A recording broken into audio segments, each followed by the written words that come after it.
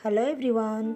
I hope आप लोग सब अच्छे होंगे। मैं भी अच्छी हूँ। तो मिनी भाई चाय छान रही थी, फिर मैं चाय पानी ले ली और फिर मैं चाय पानी पीने लगी। उधर नंदू का टाइम हो चुका था, वो स्नान कर चुकी थी और सूर्य भगवान को जल दे रही थी और तुलसी जी में भी पानी डाल रही थी। उसके बाद काफ़ी गर्मी थी और फिर नंदू रेडी हो चुकी थी। आज उसका मैथ का टेस्ट था तो वो मैथ का टेस्ट देने चली गई। इधर फिर मैं आलू पटल की सब्ज़ी बनाने लगी। तो उसके लिए सबसे पहले मैंने पटल को फ्राई किया और जब वो लाल हो चुका था उसके बाद फिर मैंने उसे निकाल दिया।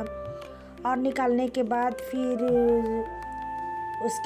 मैं आलू भी उधर मोगरा का मेरा आज फूल बहुत सारे आए हुए थे। मैंने बहुत छोटा सा लगाया था और इतने सारे फूल, इसकी खुशबू इतनी अच्छी होती है कि मन बहुत खुश होता है।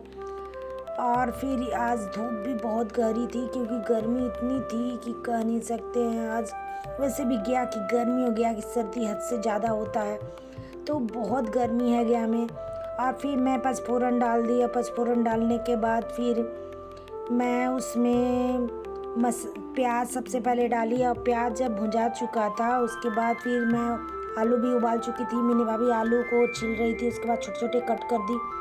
और फिर जब मसाला भुंजा चुका था उसके बाद फिर उसमें आलू डाली और आलू डालने के बाद फिर उसमें पटल भी डाल दी।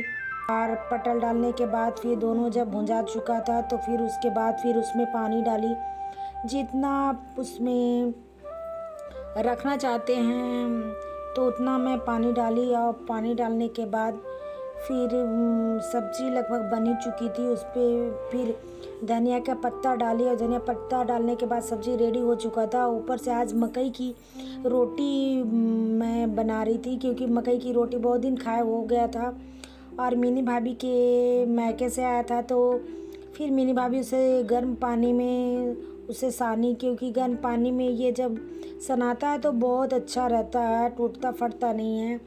तो उसके बाद फिर अच्छी तरह से उसे गर्म पानी में मिनी भाभी सानी और उसके बाद फिर छोटे छोटे रोटी बनाकर उसे सेकी। ऐसे खाइए तो बहुत टेस्टी लगता है। फिर मैं कुच्चा, फिर कटहल की सब्ज़ी और आलू पटल की सब्ज़ी के साथ फिर मैं खाने लगी। खाई तो मिनी भाभी पूछ रही थी कैसा है, मैंने बताया बहुत टेस्टी है, बहुत टेस्टी लग रहा था।